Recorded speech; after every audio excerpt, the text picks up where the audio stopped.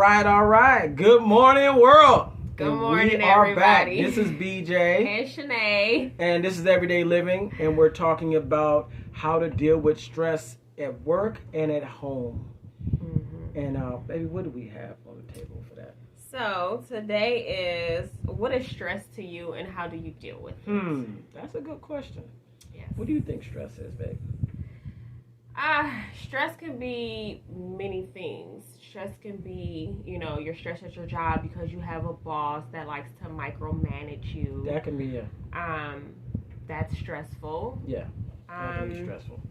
You can be at home and you have a lot of kids that want your attention all at once. Yes. That's stressful. Because you want to be there for them. Yes. And it's hard to manage your time. It's hard to find a balance with your time to make sure everybody's comfortable. Mm-hmm. You know what I mean? You're at work, you're trying to take care of business. It can be stressful because you have so many priorities going on at once. So how do you work through that? How do you deal with that? That's the big question.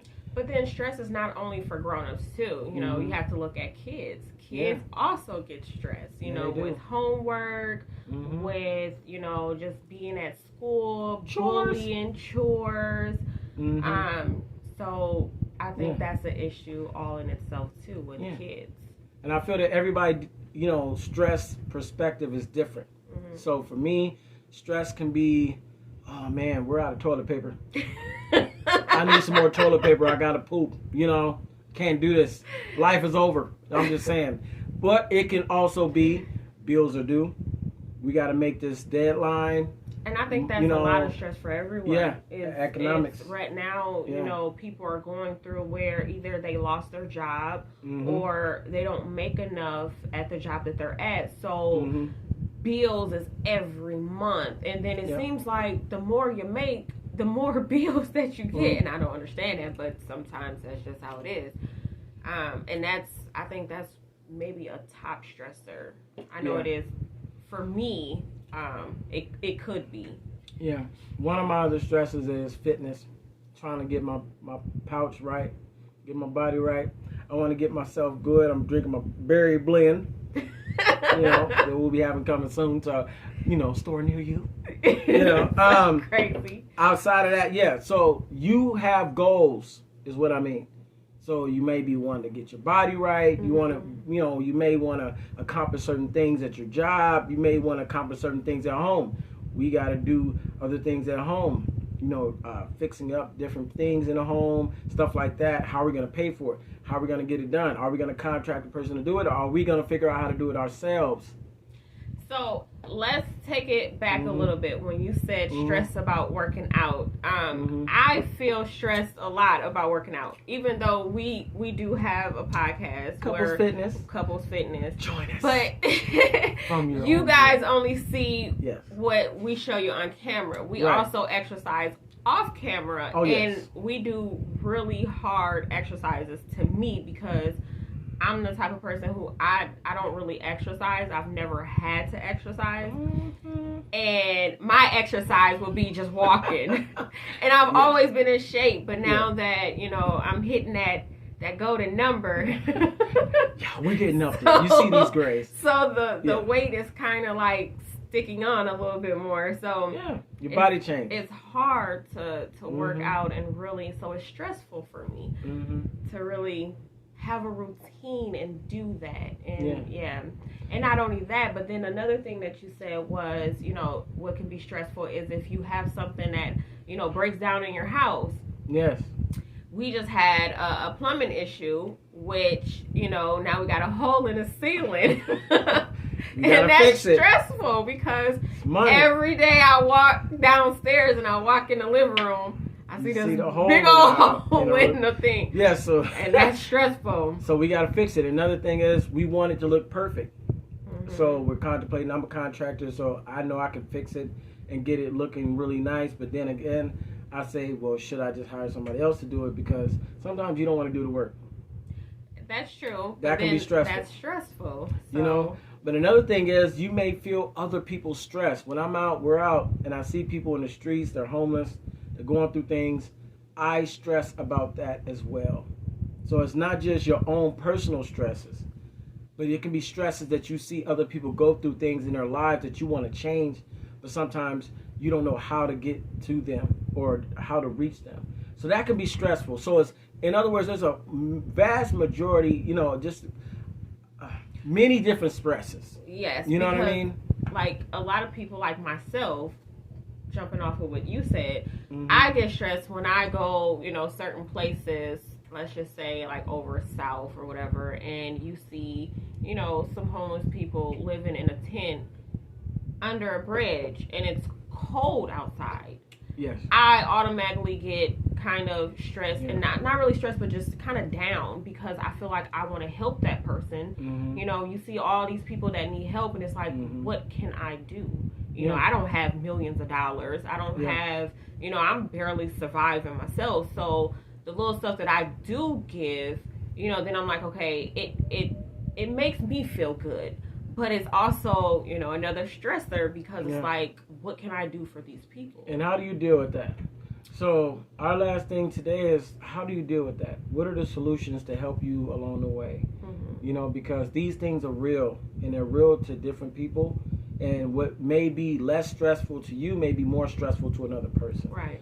And we always want to give you insight about that. And what we do is always contemplate on praying with God first. Yes. We always pray. We pray for everybody. We pray before we eat. We pray about everything in our lives, for our children, for everything in the world that's going on, which is a lot. With COVID, with all these different diseases, with vaccinations, with everything that's going on, it's a lot going on. So we always use God. That's our way to help, other people that we can help in different ways. And as long as we do that, we feel like we're helping and making a commitment to that. Another thing is what, baby? Is meditate. Meditate. I feel that's a big thing. You can meditate anywhere. You can meditate in your car. You can meditate in your bathroom, in your closet. You can meditate anywhere. But I feel like that is a good way to get the stress from out of you and just put it out in the atmosphere and just, let it go. And another thing I found for myself when I was in the service overseas, dealing with stuff in South Korea, and we was dealing with a lot of riots and stuff, we dealt with a lot of pressured situations, violence, things of that nature. So I had to learn how to breathe and find a happy place in the chaos. That's a big thing. Sometimes you don't know how to find a happy place. Sometimes you may not feel that you have a happy place. I grew up in East Side projects. I grew up in the projects in the streets. I had to hustle to survive. So I had to learn how to find happiness. That's a big thing. How do you find happiness? You have to find a place in your life that you were happy. I don't care if it was eating ice cream. I don't care if it was walking, a dog. I don't care what it is. Find a happy moment in your life and embrace it. And then if you can always talk to someone. Yes. I recommend that too. Yes. Some people feel like, oh no, I don't want to tell nobody, what's going on with me. I don't want to talk to no one. But it could be good. Just it can be a family member. But if you don't want to talk to a family member, then you can get a therapist. Therapy is good. Just someone to sit there and talk to you. Yes. Someone who's not going to judge you. Someone who is just a person that's there to listen to you. It's very important. Finding that balance, finding your outlet is very important. If it's boxing, working out, for me, working out was a big thing. For everybody it's different. It could be reading books. It could be a book club. It can be yoga. It can be running around the track. It can be whatever it is. You have to find your venting outlet. That is a big thing. You know what my thing is when I get overwhelmed or stressed or something hits me where I need to talk about it, but I keep it inside, I start cleaning. Like I get into this mode. I get into this mode to where I just start cleaning everything because I have all these things in my head that I'm trying to get through, and it feels like cleaning. I don't have to talk to nobody. I don't have to tell nobody what's going on. It's me kind of working it out by cleaning. I don't know. It might sound funny, but that's just one way I kind of deal with it. So those are some solutions. We gotta make our lives what we make it. Life is not what it is. It's what you make it. I had to learn that through many experiences in my life, and you can make it what you want, even in the chaos. You know, like I said, I grew up in a lot of bad situations in the streets. And sometimes you feel like people don't care. I understand that, you know, but at the same time, you are you. You're not your environment. You are you. You make your life what you want it to be. When people see me happy, they try to figure it out. Why are you so happy in the morning? Because I know what life is. I know what's out there. You know what I mean? I'm not going to let life make me. I'm going to make life. Right. You know, that's the difference. And you can do it too for yourself. Yes. So we want to share a couple of things. Once again, this is BJ. And Shanae. And this is BJ and Shanae's podcast. And we wish you all the best and much blessings. And thank God for everybody. All right? And we're signing out.